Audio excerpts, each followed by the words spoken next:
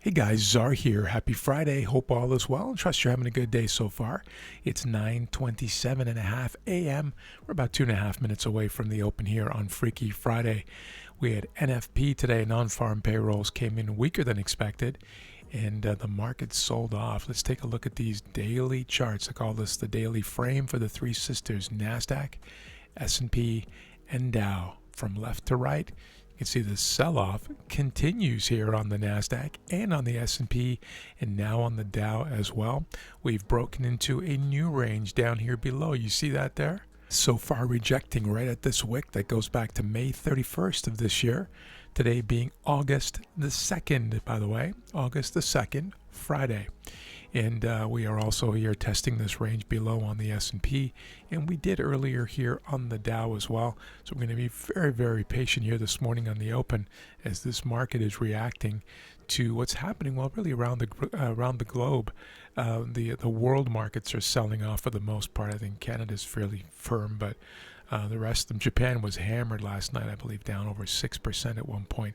One of the biggest drops in many, many years, if not decades. Now, don't quote me on that, but I'm pretty sure it's been a while since we've seen a one-day move of 6% in the Japanese stock market. Back to the sisters grid here, guys, opening in about 50 seconds.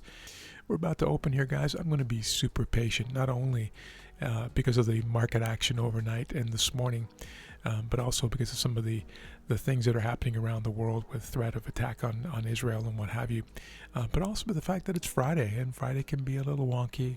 Last Friday was no exception, and it doesn't mean we shouldn't be trading Fridays. We just need to know our own statistics on Fridays and Mondays and any other day of the week for that matter, and then make decisions on that basis. But we are open here on New York.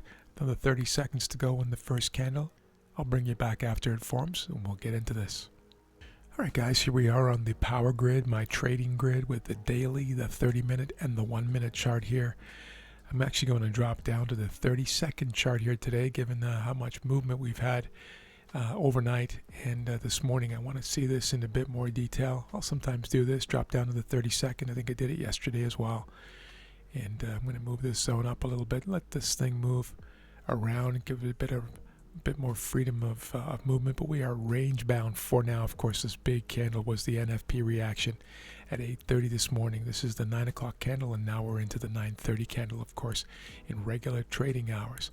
Looking like we're dropping down here on the NASDAQ. Here is the three sisters. I'm going to zoom in a little bit more, dropping down on all three here. Power grid, guys, for the NASDAQ. Here's the power grid for the S&P. Same sort of configuration. Again, very, very bearish on the daily. Dropping down here again on the Dow as well. Breaking the lows, testing the break of lows from last week. That's last week's lows, that blue line there. Or, yeah, that bottom blue line. Back to the NASDAQ, and we are back into the open range. Not doing anything here on the open, guys. I really want to see some structure form here before I make any decisions. I don't want to act or react impulsively here. I'm here to make money consistently. That means taking the most certain move, not just jumping in based on emotion and impulsive reactions. Dropping down on the NASDAQ, S&P, firming up here on the Dow. Some space to move here, back down to the bottom of that zone. Not doing anything here, guys.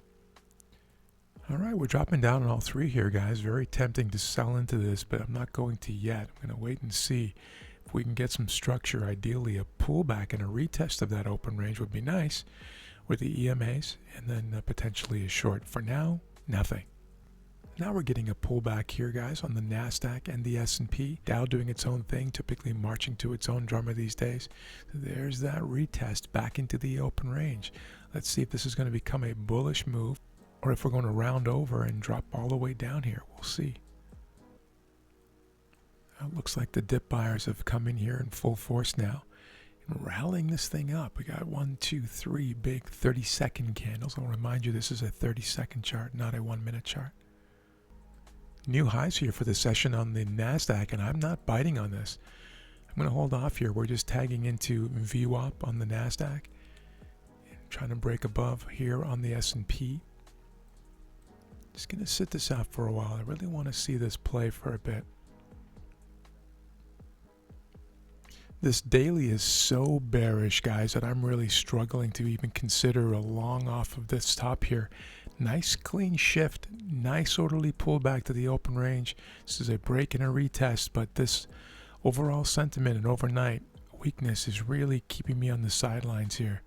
And so I'm just going to, even if it means missing a move here today, guys, I'm okay with it. It's Friday, it's been a good week, and I'm going to wait for the most certain move here, and there might not be any certain moves in my humble opinion, but we'll see. Of course, there are never certain moves in trading, guys. I want to make that clear.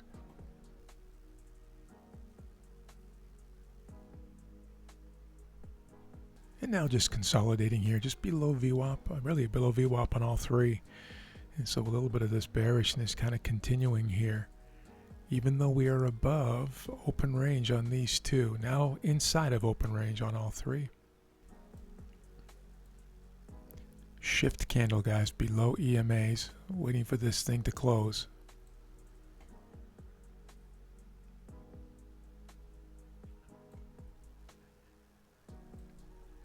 And watch this play out for a bit.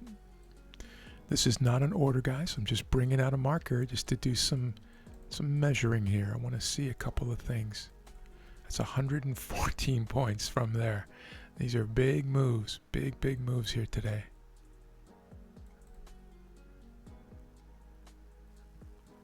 Okay, I'm just going to move this to the side so we don't get confused here. This is not an order. Here we go, guys. Sell stop order right there in that live candle. Stop above this pivot right here. Looking for 1R.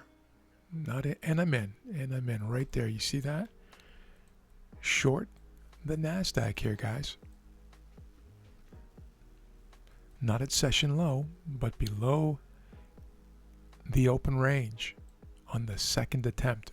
1, 2. Bearish context on the frame. That's the daily. The daily has the energy and the torque to move everything below it. In other words, the daily moves the 4-hour, moves the 1 hour, moves the 2 hour, moves the 30 minute, it moves the 30-second chart, of course, as well. No guarantees. That's where the energy comes from.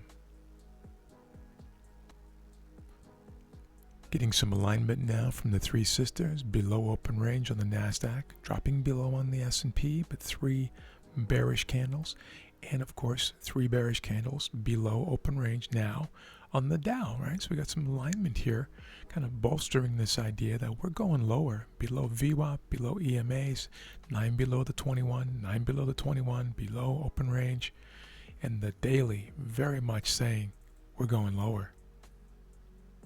So why am I short here, guys? Well, I'm short because the daily is incredibly powerful and it is very bearish, having broken many days lows here and the low of yesterday's range. We've just hit targets. And then, of course, waiting for the tug of war, initial tug of war, like I almost always do here, guys. Sell off down below, buying back above, resolving back into open range, and then breaking back down below. Picking a pivot, recent pivot after a big shift candle. There's a shift in sentiment, back bearish again. And then it's a no-brainer to toss that coin and call heads to the downside. Highest time frame leading the charge here, as it often does for these market open plays. Have an amazing day. Thanks for being here. Appreciate you.